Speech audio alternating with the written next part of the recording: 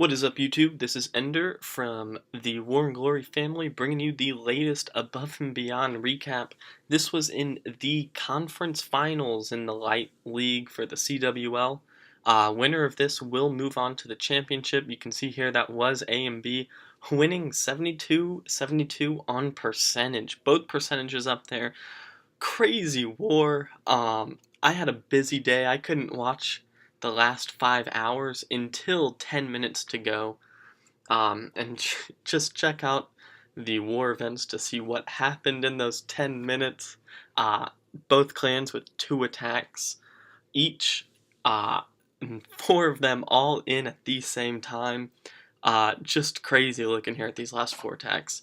One of the best wars I've seen closing out. I can't imagine how Michigan Rose is feeling after such a good effort to just get the W stolen right out from under them. Above and Beyond needed an 11v11 and a 10v10 to win on percentage and get just that with seconds ticking. So Chase does get the 11-11 on there too. At the same time, they are dipping on Yuta and dip successfully. They also brought in a 10v10 on a base that was close. They had 96% on that base. Something went wrong in that last attack, but very possible to get that 10v10 and win on stars. So fortunate that they did not get that. And then with just seconds left, Yuta does get our 10v10 on their 7. So insane war. Huge props to both sides. This is exactly what you want in the conference finals. They did clear both our 11s with their 10s and dipped perfectly, and then they did get one 10v10 on our 8, so nice attacks there.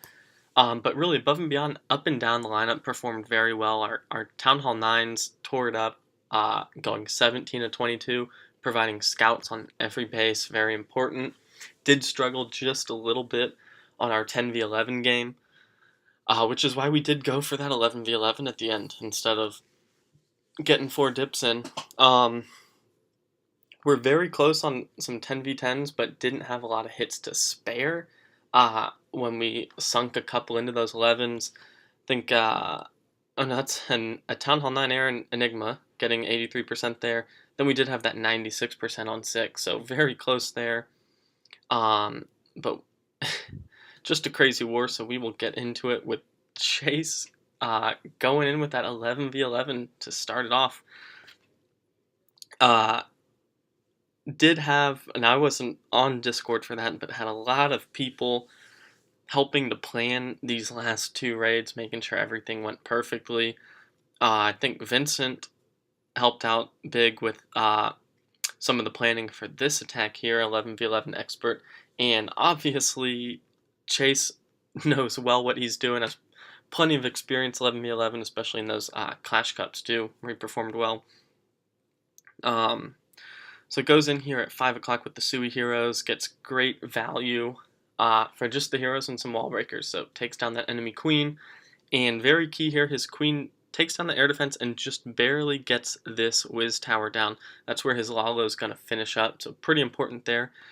And the Lalo deployment is just executed perfectly.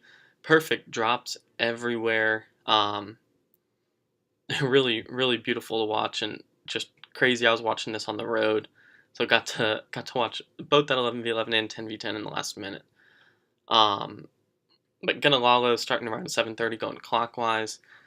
Does get that first Inferno down fairly quickly. A haste into that Eagle artillery that freeze on the back end Inferno. Unfortunately, those loons get in there and take it down. From that point, has a heal and so many loons left up that even though that Hound does pop before those loons are able to reach that last air defense, when you have 15 loons and a haste in the bag and full health on those loons, you're not going to have any problem taking down that air defense and able to haste up into that last archer tower. Just crushed it. Really just crushed it. Finished this with about 30 seconds left, so we knew we had a shot at that point right before our Yuta went in for his 10v10. So we will fast forward here through this cleanup. But really, got gotta hand it to Above and Beyond here for coming in clutch with those last two remaining attacks. Um, I'm sure a lot of people watching assumed that Michigan Rose had taken the W with some time left. Seemed pretty doubtful, but if you were going to expect any of the Light clans to finish like this, it'd have to be Above and Beyond. They've been doing it all season long, getting 10v10s and 11v11s when needed. So great performance there. So this is Yuta going in. We had that 96% on that other Town Hall 10. This base, I think we were in the high 80s, had a good layout for it. And apparently he liked what he saw, made a couple changes, and just crushed it. So gonna suicide that queen at 12, take out a couple defenses. Had that whiz to funnel, so his BK and Valkyries go straight into that core. Going to beat through that wall, the Valkyries don't take long. It has a couple hogs to take out that air defense to help with the Lalo later. Will not drop a poison on that enemy, that CC Loon. Does have the 2 skeleton spells with them, so was not expecting to get that enemy queen down. It's pretty far reach. Would have needed a jump or something else there. We'll lure that CC to 3 o'clock with an archer taking down that builder hut, and then starting that Lalo at 11 o'clock going counterclockwise. So it does have all the spells for the Lalo, the 2 skeletons, several hastes, 2 rage, and a heal.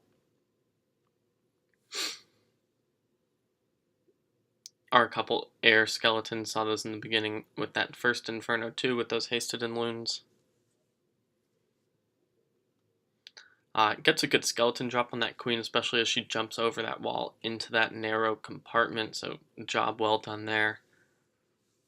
And that last heal, pretty crucial going into that wizard tower. Loons at full health and plenty of them. And lots of time on the board, lots of pups and minions everywhere, so going to take this down quickly. We will fast forward through that cleanup. So huge shout out to Yuta and Chase, MVPs of this war, bringing it home with all the pressure on them.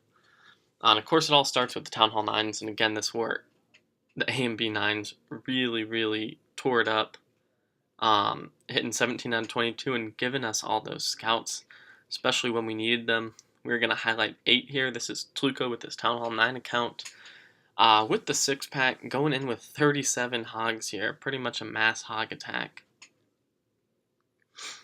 Gonna use those first couple hogs to take a couple defenses down and lure that CC. Does get it and will Sui his heroes at 3 o'clock with the giant to tank, a baby dragon to help out, and a poison on that. CC has the double poison to make sure that that witch and queen are in it as well.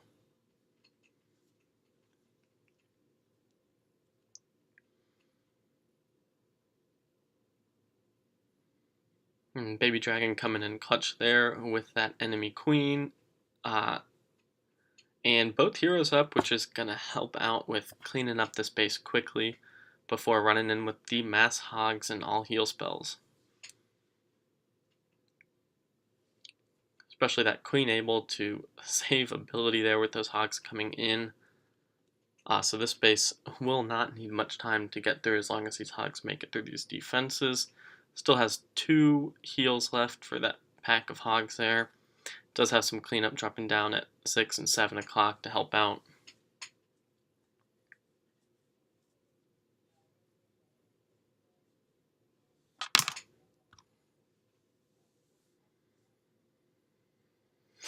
And that last heal able to take those hogs through that last little stretch of defenses, and from there it's just cleanup. So again, huge shout out. Crazy war to watch. If you didn't catch it on the stream, I'm glad you can see those last couple attacks here. Props to Michigan Rose for putting up a good fight.